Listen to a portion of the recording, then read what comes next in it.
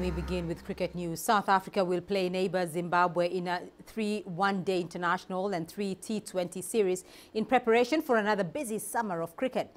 The series will provide the Proteas with a chance to warm up before heading to Australia for 4 one-day internationals and before welcoming Pakistan for a 3-test, a 5 one-day international and 3 T20 series, all before the World Cup in England next year. Here's CGTN's Sias Plessis with more. The Proteas will be without several key players for the series against their neighbours from north of the Limpopo River. Captain Plessis is undergoing rehab for a shoulder injury, while Hashimamla, Quinton de Kock, David Miller and Chris Morris are all missing for various reasons. But the West Indian is confident that the new players will slot in and adapt quickly. I want to call it a journey towards where we're going towards the World Cup and what we need to do if we're going to win the World Cup, the way we need to be playing.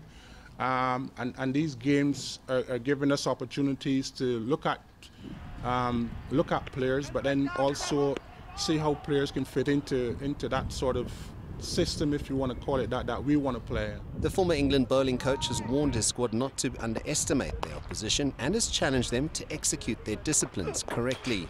You can't take any opposition in international sport for granted. Those guys have got their own reasons for coming here and wanting to do well and wanting to turn over the neighbours, you know. So we have to make sure that whether we have new guys or not, that the attitude that we bring to the games are exactly where we need to be. Gibson also feels that by getting to see how the less experienced players react to pressure in the upcoming series will reveal a lot ahead of the event next year that South Africa is yearning to win.